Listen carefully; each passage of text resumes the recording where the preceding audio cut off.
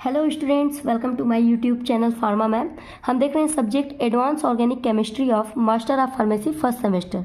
आज हम लोग यूनिट सेकेंड स्टार्ट करने वाले हैं और इसमें हम लोग पढ़ेंगे रिएक्शन के मैकेनिज्म और उनके सिंथेटिक एप्लीकेशन को।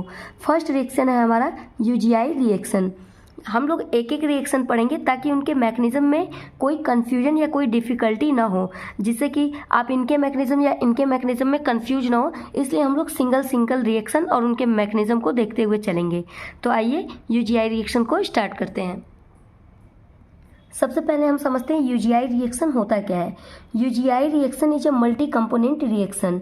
ये एक मल्टी कंपोनेंट रिएक्शन है इन्वॉल्विंग अ कीटोन और aldehyde and amine and isocyanide and a carboxylic acid to form bis amide. यानी यहाँ पे आपको 4 डिफरेंट रिएक्टेंट देखने को मिल रहे हैं। पहला है आपका कार्बोनिल कंपाउंड जिसमें कोई कीटोन या एल्डिहाइड हो सकता है। दूसरा है आपका अमीन। थर्ड है आपका आइसोसाइनाइड और चौथा है आपका कार्बोक्सिलिक एसिड। और ये चारों रिएक्टेंट मिलके आपको बिस अमाइड प्रोडक्ट देंगे। ठीक है, अब इसे लर्न करने के लिए, इनके रिएक्टेंट और प्रोडक्ट को लर्न करने के लिए आप इस ट्रिक का यूज कर सकते हैं। देखिए यहाँ पे मैंने ट्रिक लिखा है यूजी में काकी विश्वास। इट मीन्स कि जब आप यूजी में थे, ठीक है, अंडर ग्रेजुएट जब आप कर रहे थे तो आपके हॉस्टल में एक काकी थी जिस पे आप बहुत विश्वास करते थे। ठीक है, यूजी से आपको याद रहेगा कि ये यूजीआई रिएक्शन के बारे में है। काकी आपका है, फर्स्ट है आपका कार्बोक्सिलिक एसिड के लिए, ठीक है। सेकेंड ये है आपका अमीन के लिए। सी आपका डिनोट कर रहा है कार्बोनिल कंपाउंड कीटोन या फिर अल्डिहाइड के लिए। और आई से आप आइसोसाइनाइड याद रखेंगे। ठीक है, और ये चारों रिएक्टेंट मिलके आपका जो प्रोडक्ट बना रहा है वो है बिस अमाइड। विश्वास से आप याद रखेंगे बिस अमाइड।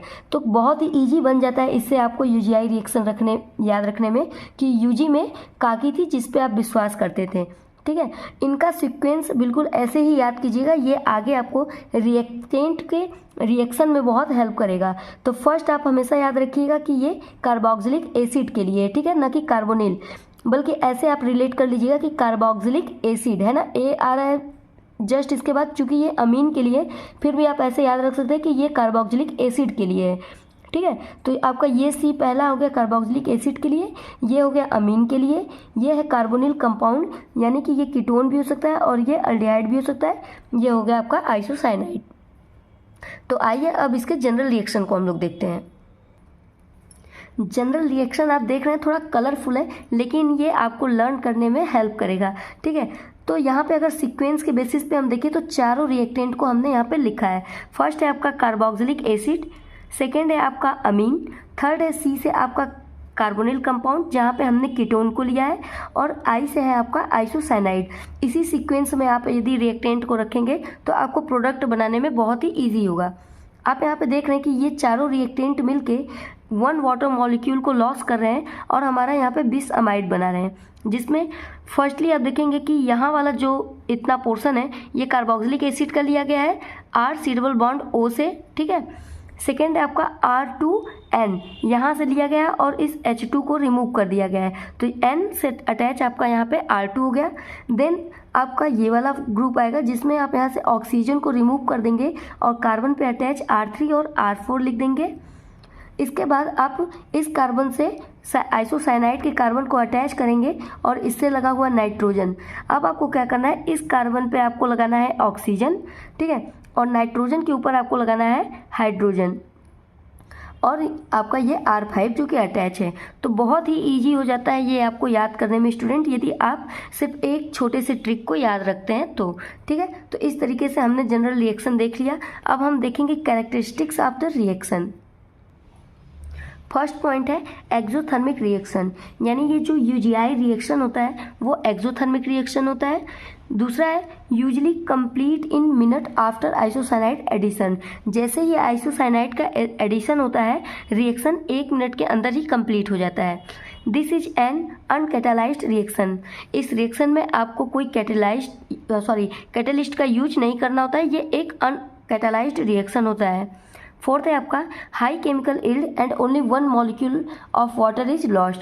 तो यहाँ पे आपको हाई यील्ड देखने को मिलता है और यहाँ पे केवल वाटर का 1 मॉलिक्यूल लॉस्ट होते हुए आपको दिखेगा। यहाँ पे केवल 1 मॉलिक्यूल ऑफ वाटर रिमूव होता है। ठीक है, तो ये था कैरेक्टरिस्टिक्स ऑफ रिएक्शन। अगला हमारा पॉइंट है मैकेनिज्म ऑफ द रिएक्शन।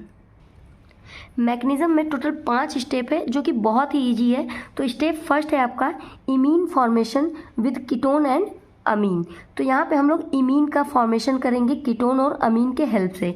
तो यहाँ पे हमने देखिए, यहाँ पे हमने लिया अमीन और यहाँ पे हमने लिया कीटोन, ठीक है।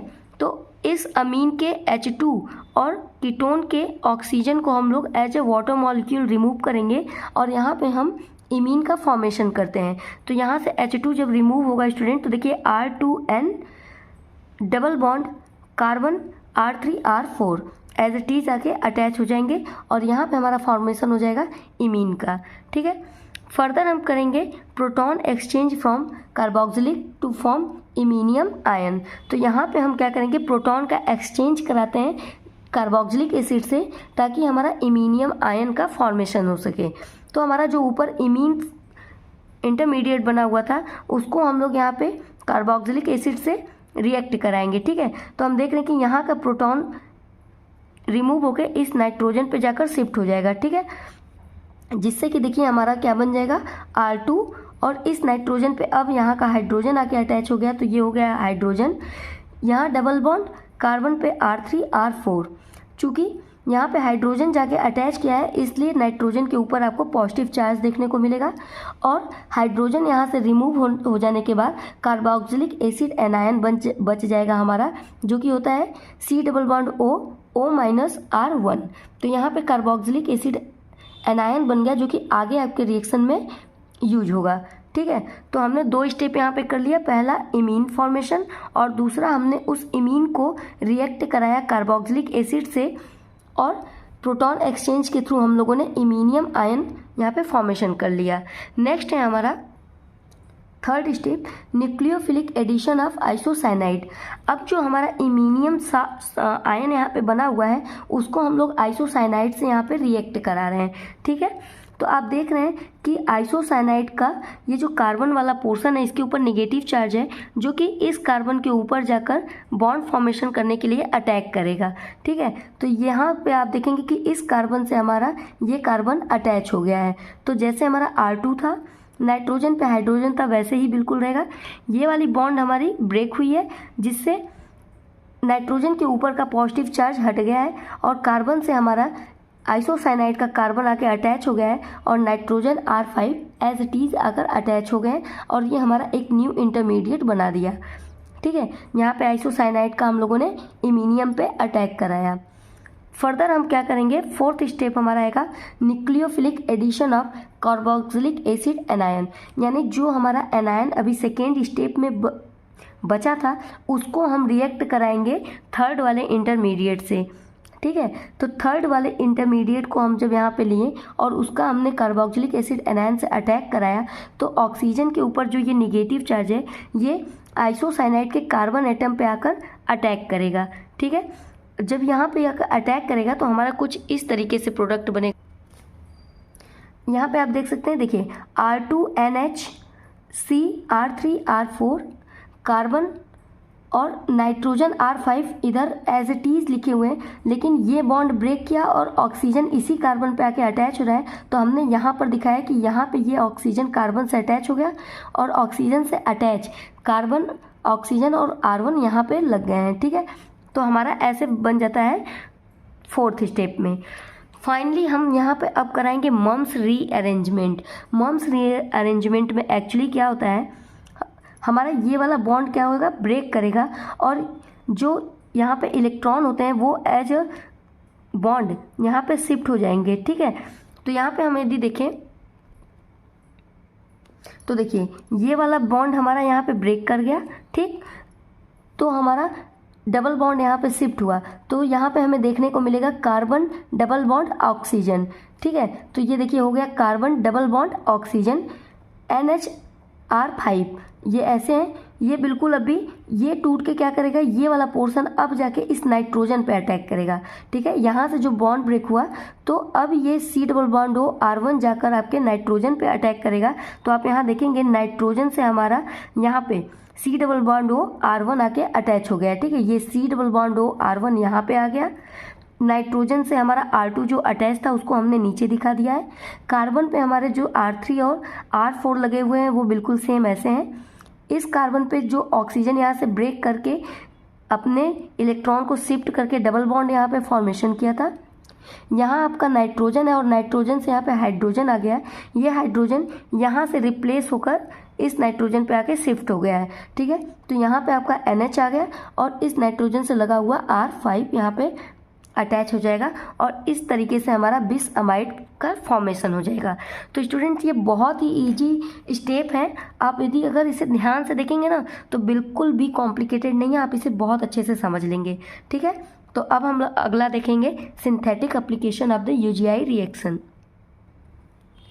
फर्स्ट हमारा सिंथेटिक एप्लीकेशन है सिंथेसिस ऑफ नोवेल नॉरसुल्फेंटानिल एनालॉग्स। तो हम लोग इस ड्रग को हम लोग बनाते हैं UGI रिएक्शन के हेल्प से और इसका यूज क्या होता है, involve creating new pain relief medication. ये पेन रिलीफ मेडिकेशन बनाने में हेल्प करता है और ट्रीटमेंट ऑफ ओपियोइड एडिक्शन और टॉलरेंस। तो ओपियोइड के एडिक्शन और टॉलरेंस के ट्रीटमेंट में इसका यूज होता है। सेकेंड सिंथेटिक एप्लीकेशन है सिंथेसिस ऑफ क्यूनाप्रिल हाइड्रोक्लोराइड। तो क्यूनाप्रिल हाइड्रोक्लोराइड के सिंथेसिस में भी UGI रिएक्शन का हम लोग यूज करते हैं, जो कि quinapril hydrochloride is use to treat hypertension and heart failure. तो hypertension and heart failure disease के मेडिसिन को बनाने में हेल्प करता है।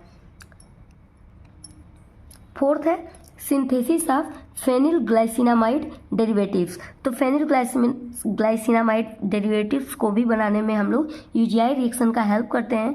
यहाँ पे दिया है फेनिल ग्लाइसिनामाइड एक्ट एज फंगिसाइड। तो ये ड्रग आपका फंगिसाइड की तरीके से एक्ट करता है and phenyl glycinamide derivatives are used in peptide synthesis और पेप्टाइड सिंथेसिस में भी हम इसका यूज करते हैं। नेक्स्ट है आपका Crixivan, brand name for indinavir, can be prepared by using UGI reaction use to treat HIV और एड्स। तो HIV या एड्स जैसे डिजीज़ को ट्रीट करने के लिए भी हम लोग UGI रिएक्शन का यूज करते हैं, जैसे कि इस मेडिसिन को बनाने में, ठीक है। तो ये थे 4 synthetic application of the UGI reaction. Hope student कि आपको लेक्चर बहुत अच्छे से समझ में आया होगा। अगर थोड़ा भी कोई भी प्रॉब्लम हो तो आप कमेंट बॉक्स में हमें ज़रूर बताइएगा, हम उस पर थोड़ा और अच्छे से वीडियो बनाने की कोशिश करेंगे, ठीक है। तो आइए अब इनका स्क्रीनशॉट ले लेते हैं। First page,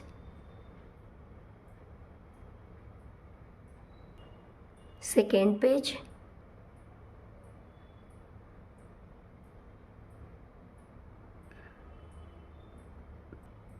third page. Thank you students, मिलते हैं नेक्स्ट वीडियो में नेक्स्ट लेक्चर के साथ। Thank you so much, bye bye.